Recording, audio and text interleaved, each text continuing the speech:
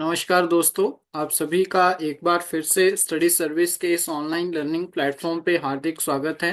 मैं प्रवीण और आज आप लोगों के लिए एक इम्पॉर्टेंट सेशन जो है वो लेकर आया हूं, जो कि आप सभी के अपकमिंग एग्जाम में आपको जो है वो हेल्प करने वाला है।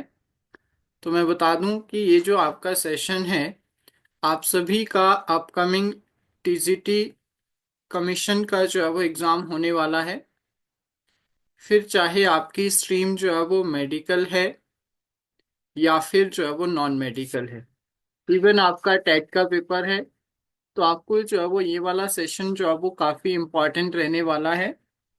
और वीडियो के एंड तक जो है वो ज़रूर बने रहें। बहुत सारे इम्पोर्टेंट क्वेश्चन, बहुत सारी चीज़ें जो आपको हम डिस्कस करेंगे। तो पहला क्वेश्चन आपकी स्क्रीन पे दे रखा है, एन अल्फा पार्टिकल इज।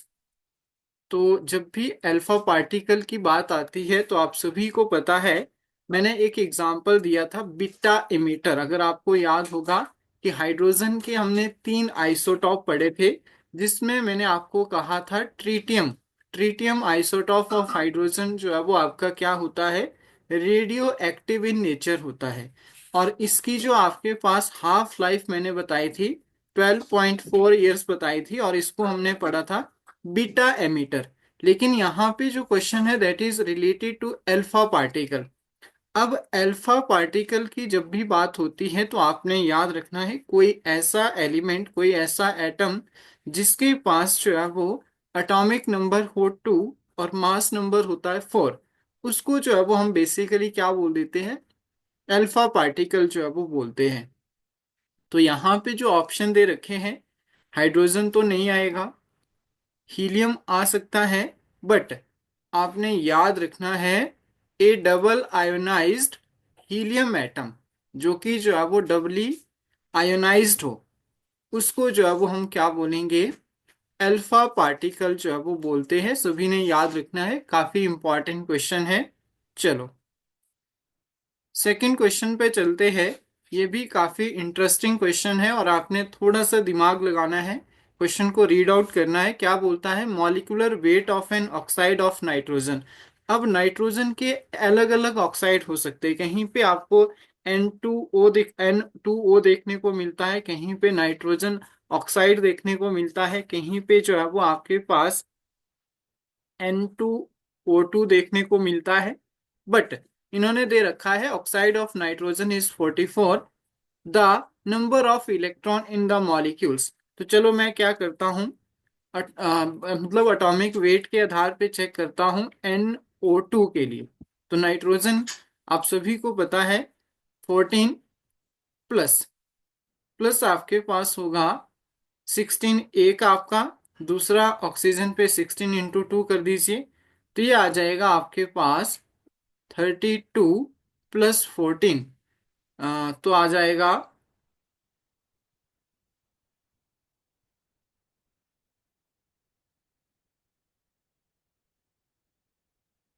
4 और 2 6, 3 और 1 4, 46, बात नहीं बनी।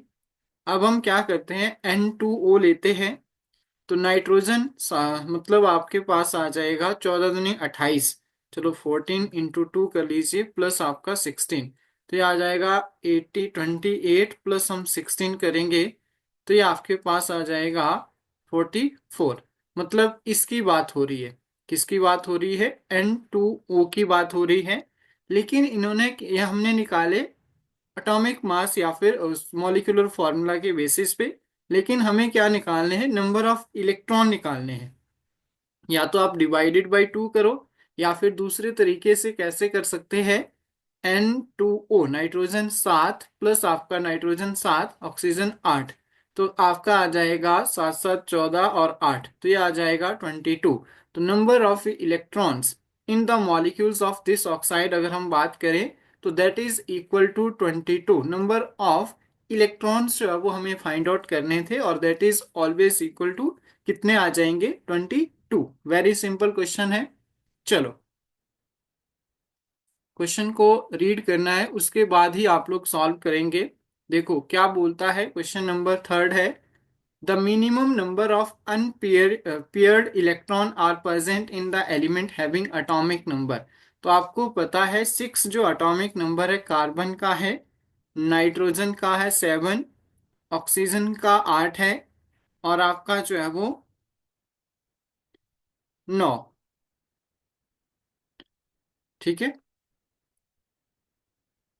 फ्लोरीन का 1s2, 2s2, 2p2, यानी कि लास्ट में पी में देखेंगे 1 2। हमें क्या करना है, मिनिमम फाइंड आउट करने हैं। नाइट्रोजन की बात करता हूँ, 1s2, 2s2, 2p आपके पास हो जाएगा 3। तो यहाँ पे आपका ये आ जाएगा 1 2 और 3। यहाँ पे 4 आएंगे, 1 2 3, और चौथा यहाँ पे, और यहाँ पे 5 आ जाएंगे। इस तरह से 1 2 1 2 3 4 5। तो ओनली इसमें जो है वो एक अनपेयर्ड इलेक्ट्रॉन है। तो यही हमसे पूछा था कि मिनिमम मिनिमम यानी कि सबसे कम जो है वो किस में है। तो जिसका आपके पास एटॉमिक नंबर 9 है, उसके अंदर जो है वो क्या है, नंबर ऑफ इलेक्ट्रॉन की संख्या जो है वो क्या है, अनपेयर्ड इलेक्ट्रॉन की संख्या जो है वो सबसे कम है। तो हमारा ऑप्शन नंबर डी जो है वो इसके लिए करेक्ट आंसर आ जाएगा। चलो अगले क्वेश्चन पे चलते हैं। ये भी थोड़ा सा ट्रिकी सा क्वेश्चन है। अगर आप क्वेश्चन को रीड आउट करते हैं और उसके बाद सॉल्व करते हैं तो कोई भी दिक्कत आने वाली नहीं है। क्या बोलता है, आइसोटॉन। पहले आपको पता होना आइसोटॉन क्या होते हैं, जिनके पास नंबर ऑफ न्यूट्रॉन्स, याद रखना है, नंबर ऑफ न्यूट्रॉन्स इक्वल होने चाहिए। न्यूट्रॉन्स कैसे निकालते हैं, mass number is equal to atomic number plus number of neutron, मतलब आपका नंबर ऑफ न्यूट्रॉन निकलता है A-Z।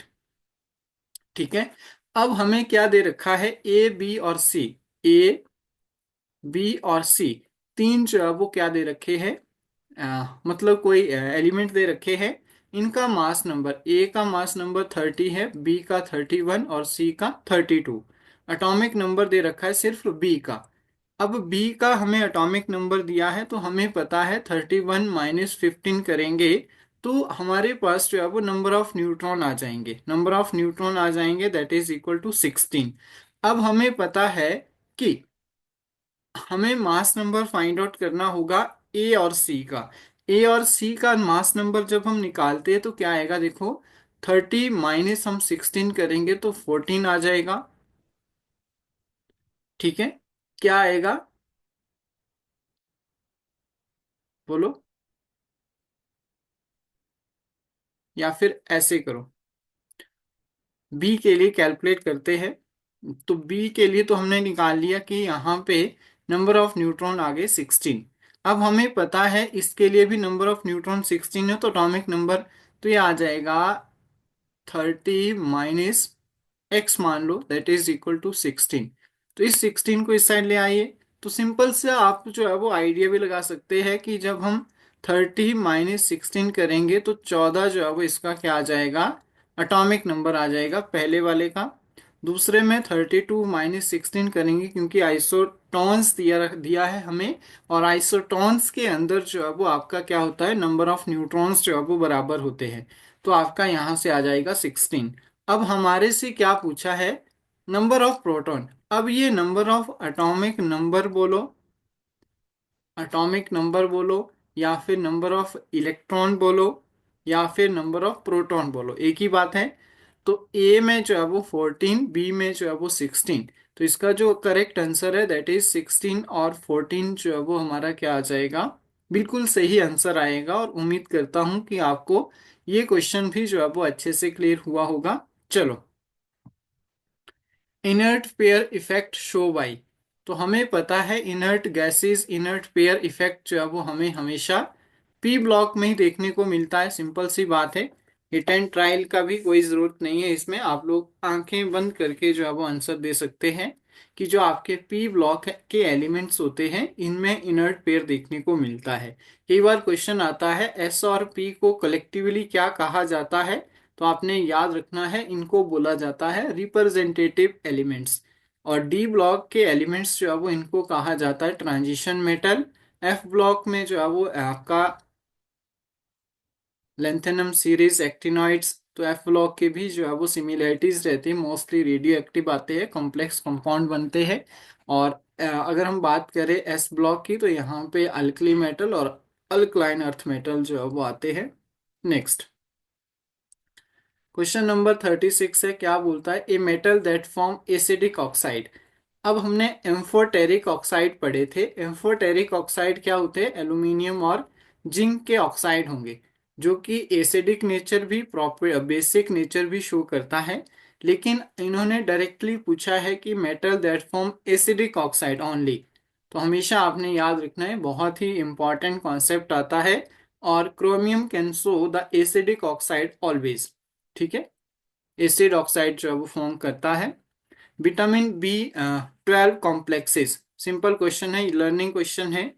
तो विटामिन बी कॉम्प्लेक्सेस जो है वो कोबाल्ट कंटेनिंग करते हैं, यानी कि इनमें कोबाल्ट जो है वो प्रेजेंट होता है। Very simple.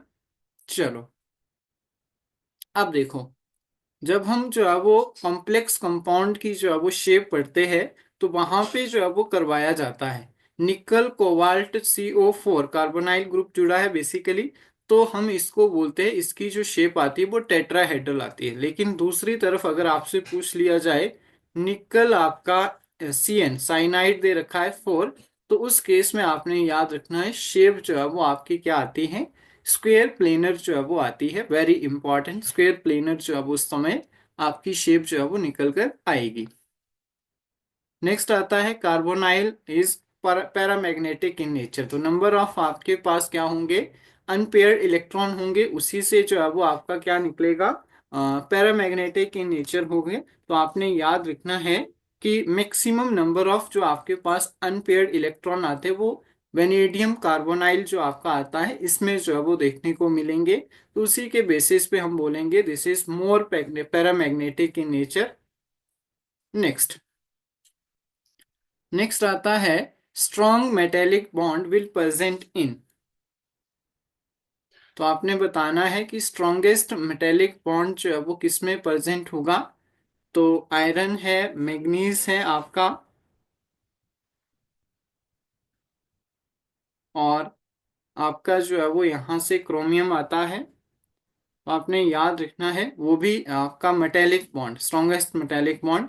तो अनपेड, जितने ज्यादा अनपेड इलेक्ट्रॉन होंगे आप उतनी ज्यादा जो है वो बोल सकते हैं कि मेटेलिक बॉन्ड की जो स्ट्रेंथ होगी वो स्ट्रांग होगी। तो ऑप्शन नंबर डी इसमें भी करेक्ट आंसर था, chromium. Next, which ore is concentrated by force flotation method. तो आंखें बंद करके आप आंसर कर सकते हैं, रट्टाफिकेशन वाला जो है वो क्वेश्चन है। सल्फाइड ओर्स या फिर सल्फाइड का जो है वो इसमें यूज होता है। Next, aqueous solution of sodium sulphate. ये क्वेश्चन इंपॉर्टेंट है। सोडियम Na2SO4, तो इसका जो एक्वस सोल्यूशन है वो किस तरह से होगा। तो आपने देखा है, सोडियम Na का जो आपके पास कंपाउंड बनता है OH, स्ट्रॉन्ग बेस बन गया। SO4 इसमें हाइड्रोजन जोड़ेंगे तो आपका बन जाएगा H2SO4 सल्फेट, इसमें स्ट्रॉन्ग एसिड बन गया। अब देखो, स्ट्रॉन्ग एसिड और स्ट्रॉन्ग बेस जब आपस में जुड़ते हैं तो it can form the neutralisation reaction. आपको पता है, एसिड प्लस बेस जुड़ेगा तो हमें जो है वो सॉल्ट प्लस वाटर देते हैं। सॉल्ट क्या है, एक न्यूट्रल आ जाएगा, सिंपल सी बात है। तो वहीं से हमें कुछ आइडिया मिलता है कि एक्वस सोल्यूशन जो होगा सोडियम सल्फेट का, दैट विल न्यूट्रल। ठीक है, ऑप्शन नंबर ए के साथ जाएंगे। नेक्स्ट आता है थायराइड डिसऑर्डर आइसोटॉप। तो उसमें जो है वो आपका आयोडाइड का यूज होता है, सिंपल आयोडीन की कमी से। तो आंखें बंद करके आंसर कर सकते हैं, दैट इज ऑप्शन नंबर 4।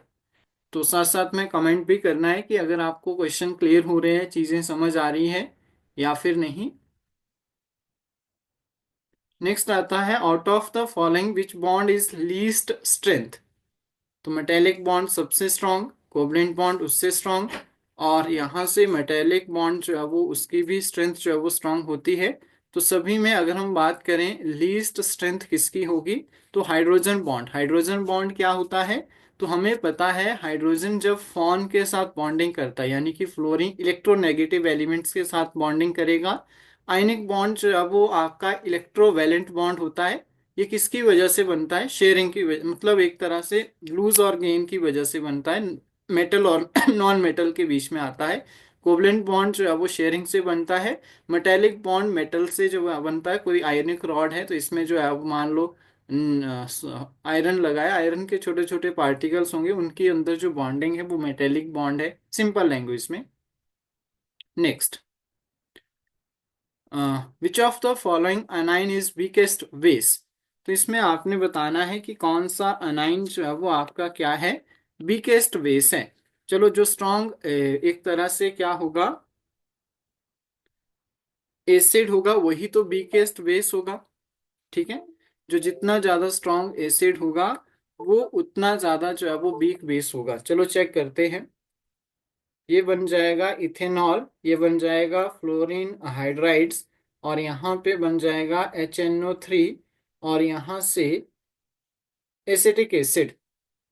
अब क्वेश्चन ये है कि HNO3 आपको पता है this is the nitric acid, ये स्ट्रॉन्ग एसिड होगा, तो ये आपका वीक बेस भी बनेगा। जितना ज्यादा स्ट्रॉन्ग होगा उतना जो है वो इसमें वीक बेस करेक्टर होगा। तो हम लोग डायरेक्टली क्या बोलेंगे, ये वाला जो एनाइन है that is the weakest base.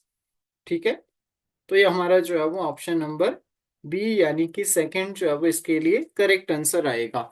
तो आई होप आपको ये टॉप 15 क्वेश्चन जो है वो अच्छे से क्लियर हुए होंगे।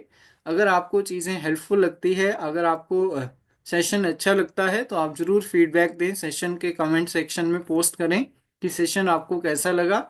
और फिर हम इसका पार्ट 2 आगे जो है वो डिस्कस करेंगे, स्टेबल एंड प्रोडक्ट देखेंगे, most unlikely effect, rate of reaction पे कौन सा इफेक्ट करता है। बट आप लोगों के जो है वो पॉजिटिव रिस्पांस पे ही हम लोग जो है वो आगे सेशन को कंटिन्यू करेंगे। तो जरूर जो है वो कमेंट बॉक्स में बताएं कि सेशन कैसा लगा। लाइक शेयर और सब्सक्राइब करते रहें। Thank you so much. और अगर आप बैचेज में इनरोल होना चाहते हैं तो प्ले स्टोर से स्टडी सर्विस ऐप डाउनलोड कर लें, और साथ में अपने दोस्तों के साथ शेयर करना ना भूलें। ठीक है, तो मिलते हैं नेक्स्ट सेशन में। तब तक के लिए पढ़ाई करते रहें अच्छे से, चीज़ों को रिवाइज करते रहें, और जहाँ पे दिक्कत लगे, प्रॉब्लम लगे, तो आप जो है वो फ्रीली पूछ सकते हैं।